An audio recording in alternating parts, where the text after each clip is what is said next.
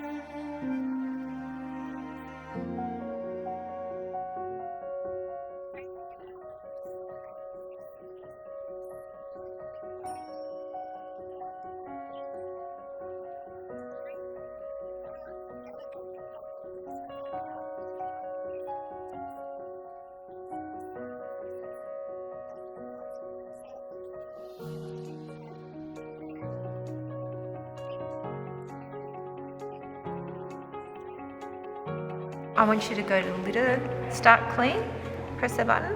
The next one down, do you know how to write flume? I can spell it out for you. This is your rubbish, so you know, down along here, what I want you to do is sort it into types of rubbish. So what do you reckon's the most common plastic here at the moment? So far, cigarettes. So if you're littering a cigarette, it's not only plastic fibres, but it's also toxic chemicals that can go into the environment.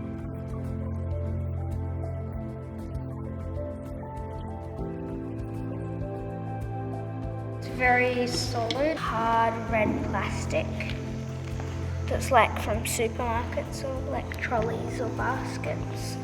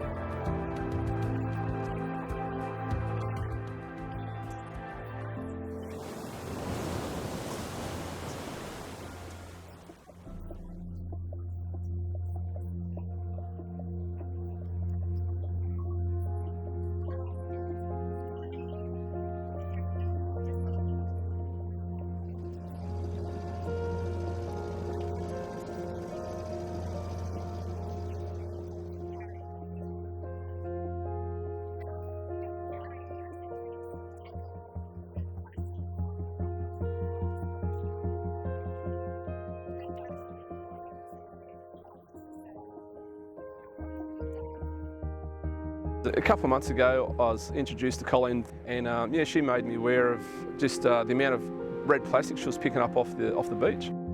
I was a little bit in denial and only to find out I was pretty gobsmacked when I saw, yes indeed, it was red plastic from our lobster pots.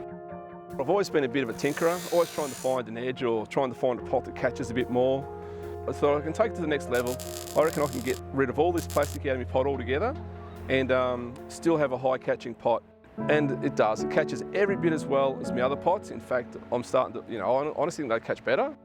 We're working towards a common goal, and it's a cleaner environment.